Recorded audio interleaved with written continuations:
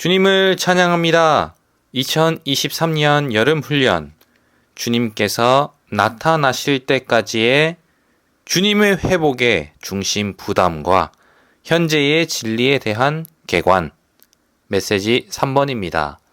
하나님께서 그리스도 안에서 그분 자신을 우리 존재 안으로 건축하심입니다.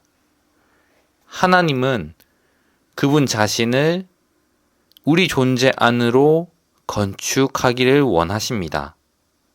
그분은 그리스도 안에서 그분 자신을 우리 존재 안으로 건축하고 계십니다. 우리는 하나님의 건축의 일이 무엇인지 보아야 합니다. 성경에는 하나님께서 그리스도 안에서 그분 자신을 우리 안으로 건축하시는 노선이 있습니다. 그러므로 이러한 건축의 문제는 신약에서 강하게 반복하여 언급됩니다. 성경 안의 신성한 계시에 의하면 하나님은 그리스도 안에서 그분 자신을 우리 존재 안으로 일해 넣으심으로써 우리를 건축하고 계십니다. 이것은 신성과 구속받고 부활하고 높이 올려진 우리의 인성의 연합을 포함합니다. 하나님은 단지 우리를 위해서가 아니라 우리에게 집을 지어 주시려고 그리스도 안에서 자신을 우리 안으로 일해 넣으십니다. 이 집은 하나님의 집이자 우리의 집인 상호 거처가 될 것입니다.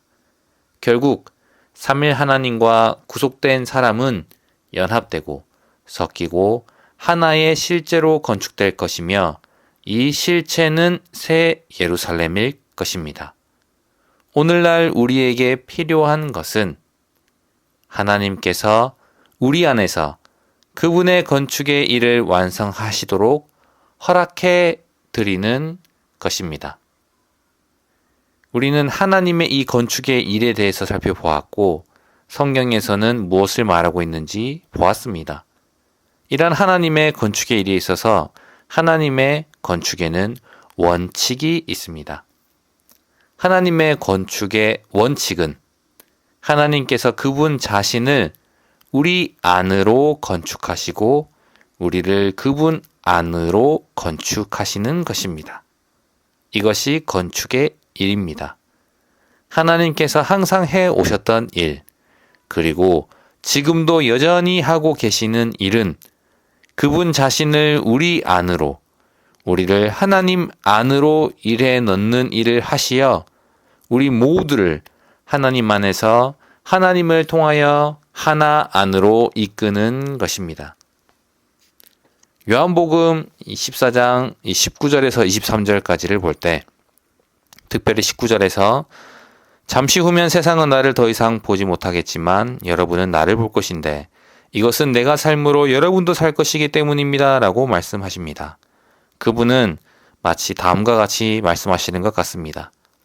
이제 나는 곧 죽을 것입니다. 그러나 잠시 후에는 다시 살 것입니다. 즉, 부활할 것입니다. 더욱이 여러분이 나를 통하여 살 수 있도록 내가 여러분 안에서 살 것입니다. 내가 살고 여러분도 살 것입니다.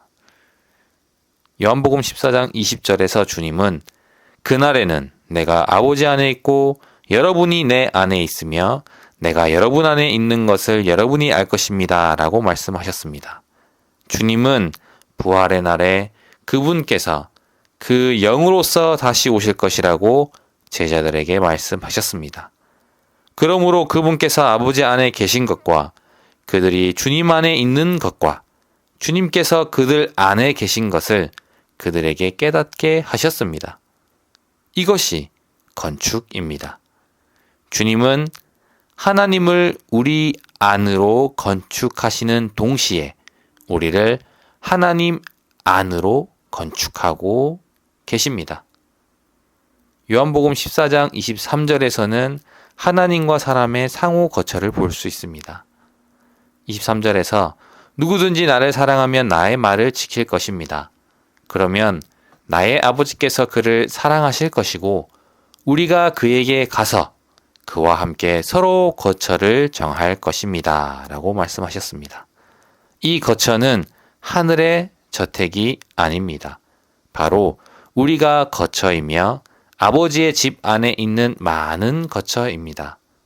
아버지의 집은 하나님의 성전인 그리스도의 비밀한 몸이며 이 집 안에 있는 많은 거처는 그리스도의 많은 지체들입니다. 주님은 아버지 안에, 우리는 주님 안에, 주님은 우리 안에 계십니다. 이것은 아버지께서 주님의 거처이시고 주님께서 우리의 거처이시며 우리가 주님의 거처라는 것을 가리킵니다. 그러므로 주님과 우리는 상호 거처입니다. 요한복음 15장 4절에서 내 안에 거하십시오. 그러면 나도 여러분 안에 거하겠습니다. 라고 말한 것은 바로 이것 때문입니다. 이뿐 아니라 에베소서 3장 17절은 그리스도께서 우리의 마음에 거처를 정하고 계신다고 우리에게 말하고 있습니다. 요한복음 14장 23절에 서로 거처를 정하다는 에베소서 3장 17절에 거처를 정하다와 같은 말입니다. 하나님은 이 신성한 건축을 완성하기를 원하십니다. 주님께서 이 건축을 우리에게 더 계시하기를 원하십니다. 우리가 많은 시간을 들여 이것을 고려한다면 창조 후에 하나님의 의도가 하나님 자신을 사람 안으로 건축하고 사람을 하나님 안으로 건축하는 일을 하셔서 사람을 하나님의 거처가 되게 하고 하나님 자신을 사람의 거처가 되게 하는 것임을 우리는 분명히 깨닫게 될 것입니다. 하나님께서 이러한 건축의 일을 성취하시는 길은 그리스도의 육체되심과 죽음과 부활입니다.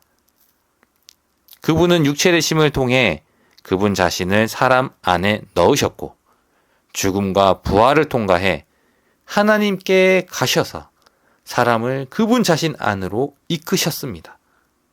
지금 하나님은 우리 안에 계시고 우리는 어디에 있습니까? 하나님 안에 있으며 우리는 하나님 안에 거하고 하나님은 우리 안에 거하신다고 말할 수 있습니다. 우리와 하나님, 하나님과 우리는 서로를 위한 상호 거처입니다. 영원부터 모든 세대에 걸쳐 이 시대의 마지막 때까지 하나님께서 하시고 또 여전히 하고 계신 일은 이 신성한 건축을 완성하는 것입니다.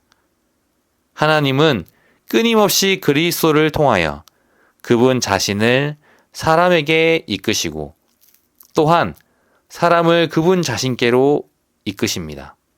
이것이 바로 하나님의 건축입니다. 이것이 하나님의 건축의 일의 방면에서 우리가 본 내용입니다. 그리고 우리가 이것을 보았다면 로마서자 1번의 내용으로 전진해야 합니다. 왜냐하면 이것에 성취되는 실질적인 길을 제시하기 때문입니다. 사무엘기 하 7장 12절부터 14절 상반절까지는 예표를 통하여 하나의 예언을 계시하고 있는데 그것은 하나님께서 그리스도를 우리의 내재적인 조성 안으로 건축하심으로 우리의 온 존재가 그리스도로 재조성되는 것이 우리에게 필요함을 보여줍니다. 즉, 우리가 하나님의 건축의 일을 보았다면 우리는 우리의 온 존재가 그리스도로 재조성되어야 합니다. 이것이 우리에게 필요합니다.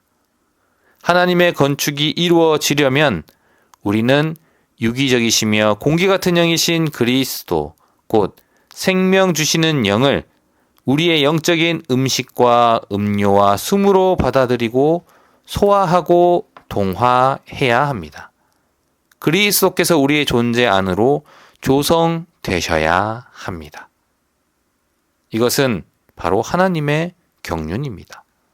하나님 자신을 우리 안으로 일해 넣음으로써 우리가 영적인 소화와 동화라는 신진대사의 과정을 체험함으로 생명 안에서 점진적이고도 내재적으로 바뀌게 되는 것입니다. 이러한 과정이 변화이며 변화가 곧 건축입니다. 우리는 이 생명의 이 부분에 있어서 우리는 건축을 위해 우리의 영과 혼과 이 마음에 있어서 합당한 기능이 무엇인지 살펴보아야 합니다. 이러한 신진대사적인 변화의 과정 안에서 우리는 건축을 위한 영과 혼과 마음의 합당한 기능을 알아야 하고 이러한 실제가 있어야 합니다. 우리는 주님이 이 생명이 자라도록 우리는 허락해 드려야 합니다. 하나님 마음 안에 있는 선한 뜻을 성취하시기 위하여 주님은 생명의 씨이신 그분 자신을 믿는 이들의 마음 안에 뿌리심으로, 어디에 뿌립니까? 마음 안에 뿌리심으로 그들 안에서 자라시고 사시며 그들 안에서 표현되십니다. 이를 위해 하나님은 신성한 씨를 이를 위한 사람의 마음과 함께 인성의 자양분이 있는 사람의 영을 창조해 두셨습니다. 우리는 주님의 생명이 자라도록 허락해 드려야 합니다. 문제는 씨앗에 있지 않고 우리의 마음이 공급하는 자양분에 있습니다. 우리가 더 많은 자양분을 공급하면 공급할수록 씨는 더 빨리 자라고 많이 번성할 것입니다. 우리가 우리의 혼인 타고난 사람 안에 머문다면 씨가 자랄 수 있는 어떠한 자양분도 얻지 못할 것입니다. 그러나 우리가 우리의 영을 관심하고 우리의 영을 사용한다면 씨의 자양분을 공급할 수 있을 것입니다. 이후에 메시지 4번에 보시면 이런 그리스도의 몸의 이 실제는 이 생명과 영에 달려 있음을 볼 것입니다. 우리의 영을 관심하고 우리의 영을 사용해야 합니다. 그리고 씨의 자양분을 공급해야 합니다. 우리는 우리의 영을 사용하기를 훈련하고 합당한 마음을 가짐으로써 하나님께서 사람 안에서 내적인 건축을 이루시도록 허락해 드려야 합니다. 이렇게 할 때 하나님의 집의 건축이 성취됩니다. 우리는 이런 건축을 생각할 때에 우리는 항상 하나님을 위해 무언가를 해야 한다고 생각하고 있습니다. 우리의 관념은 하나님의 사상과는 반대됩니다. 주님의 의도는 우리가 먹는, 그분 자신을 먹는 그리스도인들이 되는 것입니다. 우리는 하나님의 의도가 그분을 음식으로 취하는 것임을 알아야 합니다. 우리는 그리스도를 우리의 영적인 음식과 음료로 먹고 마셔야 합니다. 우리의 행함이나 일의 문제가 아니라 먹고 마시고 사는 문제입니다. 우리가 이 메시지를 들었다면 우리의 책임은 그리스도를 먹고 매일 아침 먹고 그리스도를 마시며 그리스도를 사는 것입니다. 우리 모두가 이러한 관념으로 바뀌기 원합니다. 우리가 주님을 많이 먹는다면 많이 연합될 것입니다. 어떤 환경에 있어서 도저히 통과할 수 없었지만 주님을 많이 먹음으로 우리는 그런 어떠한 것이 통과될 수 있음을 우리는 많은 체험에서 알 수 있습니다. 주님과 조금 더 연합될수록 우리는 주님에 의해 살 수 있습니다. 우리 모두는 주님을 먹고 마시며 누리는 것을 실행하기를 배워야 합니다. 그럴 때 그분께서 우리의 모든 것이 되실 것이고 우리는 합당한 사람들이 될 것입니다. 앞서 하나님의 건축이 이루어지려면 우리는 유기적이시며 공기 같은 영이신 그리스도, 곧 생명 주시는 영을 우리의 영적인 음식과 음료와 숨으로 받아들이고 소화하고 동화해야 한다는 것을 우리는 보았습니다. 우리가 이러한 신진대사적인 과정을 통하여 우리의 생각은 단순해지고 우리의 의지는 주님을 향해 온유하고 부드러워지며 우리의 감정은 주님을 향한 사랑으로 가득해질 것이고 우리의 양심은 순수해질 것입니다.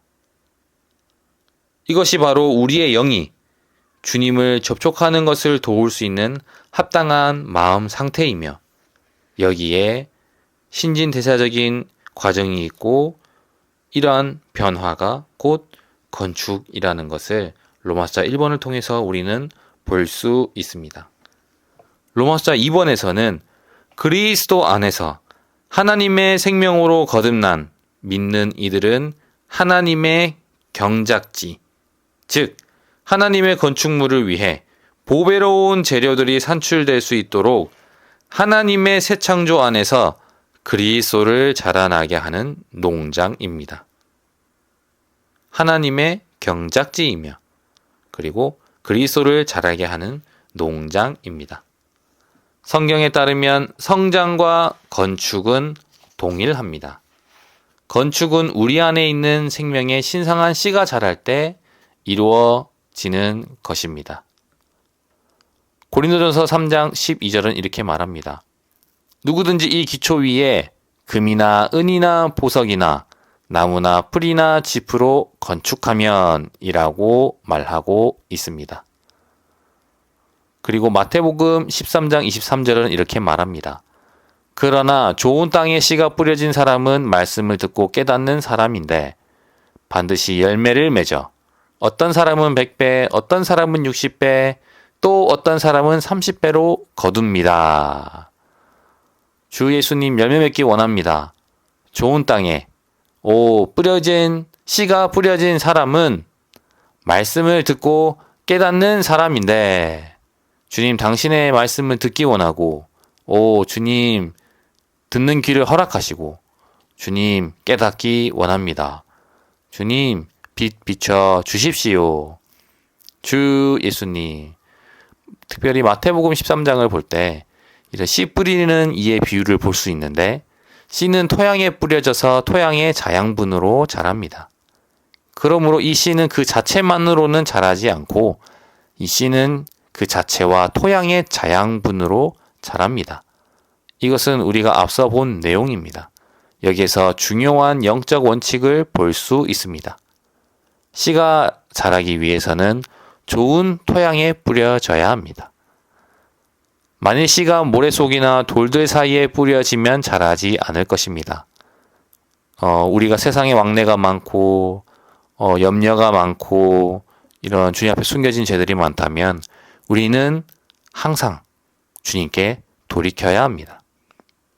우리가 자기 전에 주님께 매일 돌이키는 기도하는 생활을 가지고 매일 아침에 일어났을 때에 잘 이렇게 돌이킴으로써 마음밭이 갈려지고 그 다음 아침에 주님께서 비이신 주님을 신뢰함으로 이 씨가 잘 자라는 촉촉한 비이신 주님을 접촉함으로 이러한 자랄 수 있는 좋은 환경을 우리가 만들어야 되는 것입니다.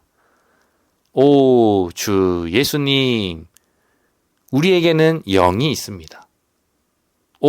주 예수님, 우리는 항상 영으로 돌이켜야 합니다.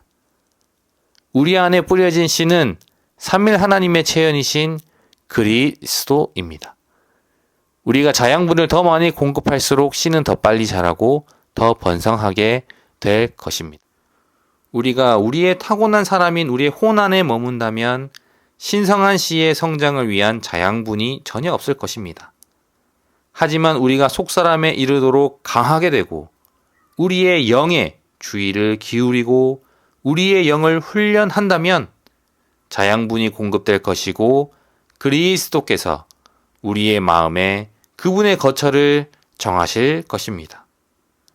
생명의 씨이신 주님께서 우리 안에서 자라시어 우리의 완전한 누림이 되시게 하려면 우리는 주님께 절대적으로 열려 있어야 하고 그분과 협력하여 우리의 마음을 철저히 처리해야 합니다. 로마서 3번에서 에베소서 3장에 나오는 사도의 기도를 볼 수 있습니다. 에베소서 3장 14절부터 이 19절의 말씀을 볼 때에 먼저 성경에서 19절 마지막에서는 하나님의 모든 충만에 이르도록 여러분이 충만하게 되기를 바랍니다 라고 말하며 그리고 16절에서 17절을 볼 때 그분의 영을 통하여 능력으로 여러분을 속사람에 이르도록 강하게 해주시고 믿음을 통하여 그리스도께서 여러분의 마음의 거처를 정하시게 하시며 라는 내용이 있습니다. 우리가 그리스도 안에 뿌리를 내리는 것은 그분께서 우리의 마음에 거처를 정하시도록 해드리기 위한 것입니다. 거처를 정하다라는 말은 헬레어로 카토이케오라는 단어입니다. 어떤 처소에 정착하는 것, 즉 어떤 거처를 만드는 것을 뜻하고 있습니다. 우리는 3일 하나님 안에 거함으로써 그분께서 3일의 방식으로 우리 안에 거하실 수 있는 길을 제공해 드립니다. 3일 하나님께서 지금 우리 안에 거하고 계십니다.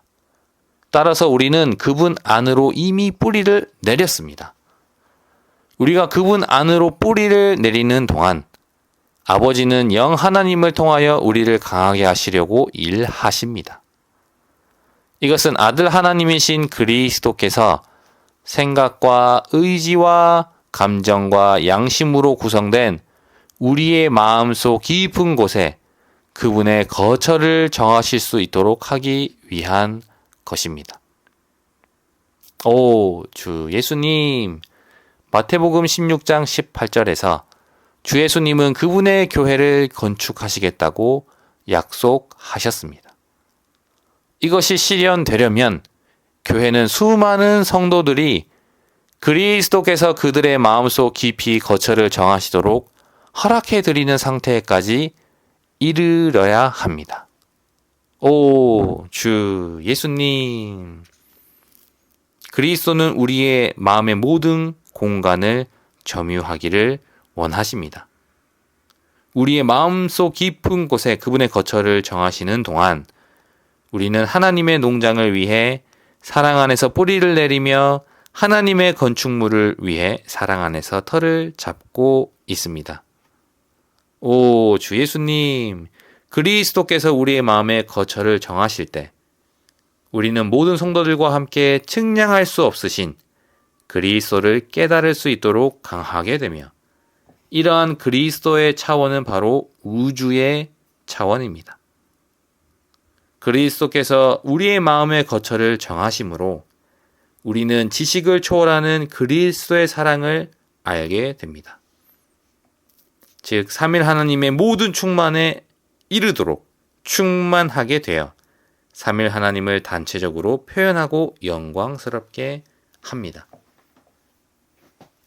이러한 과정을 통하여 우리는 에베소서 3장 17절의 말씀처럼 우리가 하나님께서 그분 자신을 그분의 선민 안으로 일해 넣으시기를 갈망하신다는 것을 깨닫는다면 이때 우리의 일의 목표는 건축하시고 건축되신 하나님을 다른 이들 안으로 공급함으로 3일 하나님께서 그분 자신을 그들의 존재 안으로 건축하시도록 하는 것이 될 것입니다. 우리는 반드시 이것을 알아야 합니다. 주님의 회복 안에 있는 우리의 일에서 핵심적인 문제는 건축하시고 건축되신 하나님을 공급하는 것입니다. 우리는 주님을 위해 하고 있는 일을 재고해 보아야 합니다. 특별히 리영재님은 이러한 질문이 있으셨습니다. 아마도 여러분은 한 지역을 개척했거나 많은 사람을 하나님께로 이끌었을지도 모른다. 그러나 나는 여러분에게 이렇게 묻겠다. 여러분이 하나님께 인도한 사람들 안으로 3일 하나님의 체현이신 그리스도께서 얼마만큼 일에 넣어지셨는가? 우리가 진실하고 정직하다면 우리 자신을 낮추고 우리가 하나님께 인도한 사람들 안으로 3일 하나님께서 그다지 많이 일에 넣어지지 않으셨음을 시인할 것입니다. 그러므로 우리는 한 가지만을 실행해야 합니다. 그것은 하나님께서 사람들의 속사람 안으로 건축되실 수 있도록 과정을 거치신 3일 하나님을 공급하는 것입니다. 오, 주 예수님, 과정을 거쳐 완결되신 3일 하나님을 우리는 공급해야 합니다. 공기와 같은 영이신, 완결되신 영이신 이 그리스도를 공급해야 하는 것입니다. 복음을 전파하고 믿는 이들을 양육하며 성도들을 온전하게 하는 우리의 모든 일에 이런 방면에서 내재적인 요소는 우리가 건축하시는 하나님과 건축되신 하나님을 다른 사람들에게 공급하는 것이어야 합니다. 건축하시는 하나님과 건축되신 하나님을 다른 사람들에게 공급하는 것이 우리의 일의 모든 방면의 내재적인 요소입니다. 우리 모두는 이러한 방식으로 일하도록 주님께 가르쳐 달라고 기도하기를 간청해야 합니다. 우리의 자신의 어떠함으로 일하지 않고 주 예수님, 주님의 방식으로 일하기 원합니다. 타고난 생활 방식으로 건축되기를 원하지 않습니다. 그 결과 고린도전서 3장 17절을 볼 때 교회가 손상당할 것입니다. 우리는 하나님과 그리스도와 그 영을 상징하는 금과 은과 보석으로 교회를 건축해야 합니다. 오늘날 우리는 하나님을 위하여 일할 때 하나님의 건축하시는 일에 참여해야 합니다. 이러한 우리가 누린 그리스도를 과정을 거쳐 완결되신 3일 하나님을 다른 이들에게 흘려보내야 합니다. 우리가 더 많이 흘려보낼 때에 더 많은 분배가 이루어지는 것입니다. 이것이 몸의 실제입니다. 우리가 낳고 양육하고 온전하게 하고 건축하는 이런 네 단계로 된 하나님께서 정하신 길을 수행하려고 할 때 우리의 일은 반드시 과정을 거치시고 완결되신 3일 하나님께 근거를 두어야 합니다. 다른 사람들이 신성한 생명 안에서 성장하도록 우리가 건축하시고 건축되신 하나님을 그들에게 공급한다면 우리는 새 예루살렘으로 완결될 그리스도의 몸을 건축하고 있는 것입니다. 이를 위해 섞임이 있고 이를 위해 몸 안에서의 실제가 요구되는 것입니다. 왜냐하면 그분은 그리스도의 몸이 건축되는 것을 원하시기 때문입니다. 로마서 5번에 결국 3일 하나님과 구속받은 인성은 연합되고 섞여서 한 실체인 새 예루살렘으로 건축될 것입니다. 이 새 예루살렘은 하나님께서 그분 자신을 사람 안으로 조성하심으로 사람을 생명과 본성에서 그리고 조성해서 하나님과 똑같이 되게 하시어 하나님과 사람을 단체적인 한 실체가 되게 하심으로써 건축되는 것입니다. 새 예루살렘은 신성과 인성이 한 실체로 함께 섞이고 연합되어 이루어진 구성체입니다. 모든 구성 요소들은 동일한 생명과 본성과 조성을 갖고 있으며 따라서 단체적인 한 인격인 것입니다. 마지막 이 로마서 5번에서 새 예루살렘으로 건축될 것이다 라고 했는데 왜 이 새 예루살렘이 언급되는 것입니까? 바로 새 예루살렘은 신성과 인성이 한 실체로 함께 섞이고 연합되어 이루어진 구성체일 뿐만 아니라 하나님의 건축의 완성이자 완결이며 신성한 건축의 한 방면이기 때문입니다. 계시록 2장 18절 19절을 볼 때 성벽은 벽옥으로 건축되어 있었고 그 성은 맑은 유리와 같은 순금으로 되어 있다고 말하고 있습니다. 또 계시록 21장 28절 19절입니다. 그리고 21장 2절을 볼 때 또 내가 보니 거룩한 성 새 예루살렘이 하늘에서 하나님에게서 내려오는데 남편을 위하여 단장한 신부로 준비되어 있었습니다. 라고 말합니다. 하나님의 장막인 새 예루살렘은 하나님께서 거하시기 위한 것이며 성전이신 하나님과 어린 양은 구속받은 성도들이 거하기 위한 것입니다. 이것은 새 예루살렘이 하나님과 사람을 위한 상호 거처라는 것을 가리킵니다. 오늘날 우리는 이러한 것을 보아야 합니다.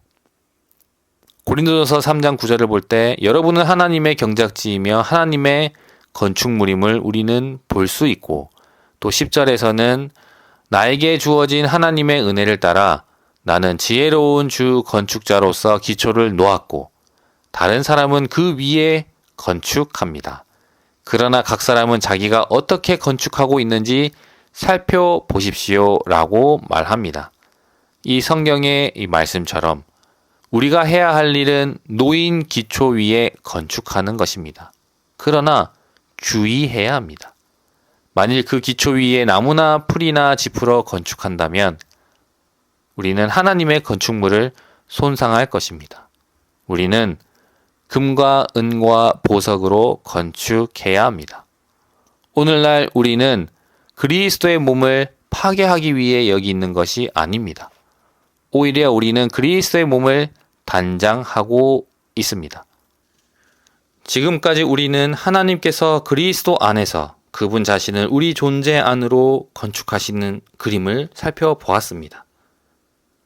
먼저는 그분은 우리에게 어떠한 것이 필요함을 보여주는데 바로 우리 온 존재가 그리스도로 재조성되는 것이 필요하다는 것을 보여줍니다. 왜냐하면 그분은 그분의 몸인 교회를 건축하기를 원하시기 때문입니다. 그러므로 먼저 거듭난 믿는 이들이 필요하고 이 이들은 하나님의 경작지로서 그리스도를 자라게 하는 농장으로서 이 생명의 씨이신 주님이 거기에서 자양분을 통하여 자라게 되는 것입니다. 여기에 생명의 자람이 있고 또 변화되는 과정이 있으며 이것이 바로 신진대사적인 이 변화의 과정을 통하여 참된 건축의 실제가 여기에 있게 되는 것입니다. 이를 위해서 에베소서 3장에서 이 사도는 기도를 했습니다. 우리의 마음 안에 거처를 정하시도록, 또한 그분의 영을 통하여 능력으로 우리의 속사람에 이르도록 강하게 해달라고 기도하고 있습니다.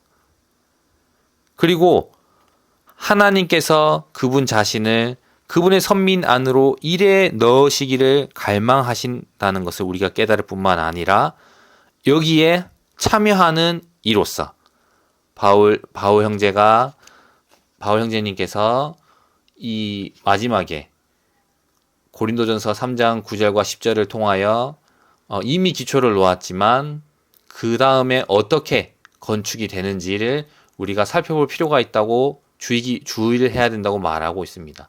우리는 나무나 풀이나 짚으로 건축하는 것이 아닌 금과 은과 보석으로 건축해야 하는데, 이를 위해서 우리는 건축하시고 건축 대신 이런 하나님을 다른 이들에게 공급해야 하는 것입니다. 우리가 온전히 순전한 공급의 통로로 발견되어야 하는 것입니다. 우리가 누린 이 그리스도를 우리 안에 일에 넣으시고 우리 안에서 자라고 계신, 우리 마음 안에 거처를 정하신 상호 거처가 있는 우리 안에 이 귀한 이 보배로우신 이 그리스도를 우리는 흘려 보내야 하는 것입니다. 이것이 바로 우리의 일의 목표입니다. 건축하시고 건축되신 하나님을 다른 이들 안으로 공급하는 것입니다. 그 결과 삼위일 하나님께서 그분 자신을 그들의 존재 안으로 건축하시도록 하게 될 것이며, 그 결과는 삼위일 하나님과 구속받은 인성은 연합되고 섞여서 한 실체인 새 예루살렘으로 건축될 것이기 때문입니다. 이를 위하여 우리는 우리의 체험 가운데 실질적인 길을 취해야 합니다. 뭐냐면 하나님의 거처의 건축은 먹고 성장하며 파쇄되는 것이 요구된다는 것을 보아야 하는 것입니다. 먼저는 먹어야 하며 우리의 생명이 자라야 하며, 이 건축은 생명의 건축이지 않습니까? 그리고 파쇄되는 것이 요구합니다. 하나님께서 그분의 건축하시는 일을 성취하시는 길이 있는데 바로 음식으로 사람 안에 들어오셔서 소화되고 동화되어 사람의 생명과 요소가 되는 것입니다. 하나님의 요소가 사람 안에서 증가하고 자라는 것이 하나님께서 사람 안에 그분의 거처를 건축하시는 길입니다. 이렇게 될 수 있도록 우리는 다른 이들에게 음식이신 그리스도를 계속 공급해야 하는 것입니다. 건축은 하나님께서 사람 안으로 조성되시는 것에 달려 있습니다. 이를 위해서 우리는 이 건축하시는 하나님과 우리는 협력해야 하는 것입니다. 다른 이들에게 우리가 누린 그리스도를 공급해야 하는 것입니다. 그리스도인의 영성의 분량은 우리가 주님을 사랑하거나 주님을 추구하거나 거룩하게 되거나 온전하게 되는 것에 달려있지 않습니다. 그보다 그리스도인의 영성의 분량은 하나님께서 그의 안으로 얼마나 많이 조성되셨고 그가 하나님 안으로 얼마나 많이 조성되었는가에 달려 있습니다. 하나님은 그분을 사람 안에 건축해 넣으시는 목적을 어떻게 이루십니까? 바로 하나님은 음식의 형태로 오셔서 사람이 그분을 먹고 그 안으로 받아들이게 하십니다. 사람이 그리스도를 먹을수록 그리스도의 요소가 우리 안으로 조성될 것이고 우리 속에 그리스도의 느낌과 사상과 의지가 더 많아질 것이며 우리의 느낌과 사상과 의지는 하나님으로 더 충만하게 될 것입니다. 그러므로 하나님의 이 요소가 우리 안에서 더 증가될 때에 하나님께서 사람 안으로 들어오셔서 그분 자신을 사람 안으로 건축해 넣으시어 사람이 신성한 생명 안에서 자라고 하나님의 요소로 이 가득하게 될 때에 우리는 하나님으로 더 충만하게 될 것입니다. 그럴 때에 이 과정 중에 파쇄됨이 있게 되고 하나님께서 증가되시게 되는 것입니다. 그리스도인의 참된 생명의 성장은 그 안에 하나님의 요소가 증가하는 것입니다. 하나님의 건축은 그분 자신을 우리 안으로 조성해 넣으시는 것입니다. 그분의 의도는 우리의 바깥 행위를 개선하는 것이 아니라 우리라는 사람을 완전히 파쇄하여 그분 자신을 우리 안으로 조성하는 것입니다. 개요의 로마자 1번에 우리의 온 존재가 그리스도로 재조성되는 것이 우리에게 필요함을 보여준다고 말하고 있습니다. 주 예수님, 주님, 완전히 파쇄되기 원합니다. 우리가 어떤 종류의 사람이든 간에 오, 주 예수님, 파쇄되기 원합니다. 우리가 매번 온유하거나 겸손하게 행동하려고 할 때마다 우리는 우리가 가장 하고 있다는 것을 상기해야 합니다. 이렇게 한다면 우리는 결국 파쇄될 것입니다. 우리는 거친 것에서 품이 있는 것으로, 나쁜 것에서 좋은 것으로 바뀌기를 가르치는 것이 아닙니다. 그보다 우리는 우리 안에 생명이 생명 안에서 자라고 하나님의 생명의 요소가 우리 안에서 증가되기를 원합니다. 또 다른 이들이 생명 안에서 자라고 하나님의 생명의 요소가 그들 안에서 증가되기를 도와야 하는 것입니다. 이것이 하나님의 건축입니다. 또한 우리가 이 일을 할 뿐만 아니라 다른 이들도 동일하게 이 일을 하도록 우리는 도와야 하는 것입니다.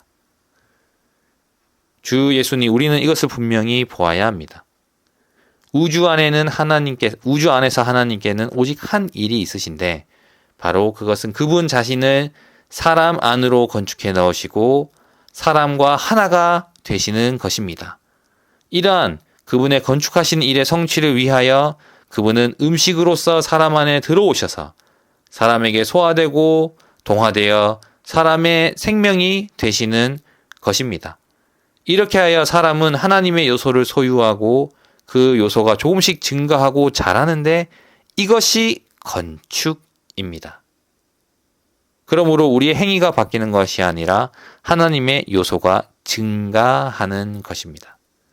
앞서 본 것처럼 고린도전서 3장 9절에서는 여러분은 하나님의 경작지이며 하나님의 건축물입니다 라고 말합니다. 또한 우리가 이 규화목의 예를 볼 때에 산에 있던 나무가 어떤 지각 변동으로 인하여 내려가게 되고 그 내려간 곳에 물이 흐르게 되며 산에서 내려오는 이런 광물의 어떤 성분이 녹아든 이 물이 나무를 통과해서 결국 나무의 이 형태는 있지만 그 안에 내적인 요소는 광물의 성분이 대치돼요. 나무로 보이지만 결국 돌이 된 규화목의 예를 우리는 볼 수 있습니다. 바울은 먼저 믿는 이들이 그리스도를 자라게 하는 하나님의 경작지라고 말합니다. 이것은 성장의 문제이며 그런 후 바울은 믿는 이들이 하나님의 건축물이라고 말합니다. 이것은 건축의 문제입니다. 경작지에 관해서는 반드시 성장이 있어야 하고 건축물에 관해서는 건축이 필요합니다. 그러므로 성장은 곧 건축입니다. 우리가 주님의 생명 안에서 자라지 않을 때마다 건축은 중단되지만 우리가 주님의 생명 안에서 자랄 때마다 우리는 하나님의 건축 안에 있습니다. 이러한 건축의 길은 파쇄되는 것과 생명의 성장에 달려 있습니다. 하나님의 요소가 우리 안에 증가하는 것만이 각 사람이 그리스도의 생명 안에서 자라게 하고 참된 건축을 갖게 합니다. 우리 안에 하나님의 요소가 증가하려면 우리는 생명이 성장해야 하고 자아가 파쇄되어야 한다는 것을 보아야 합니다.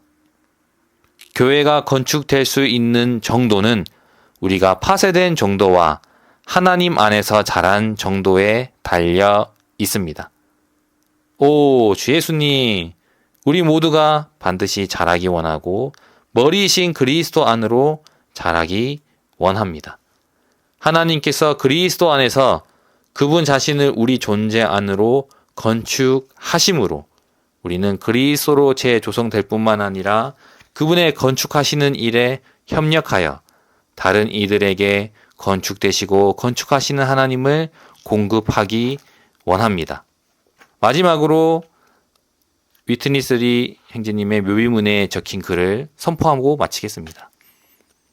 과정을 거치시고 완결되신 삼일 하나님은 그분의 갈망의 선한 기쁨에 따라 그분의 경륜 안에 있는 가장 높은 의도를 위해 그분 자신을 그분의 선민 안으로 건축하시고 그분의 선민을 그분 자신 안으로 건축하고 계신다.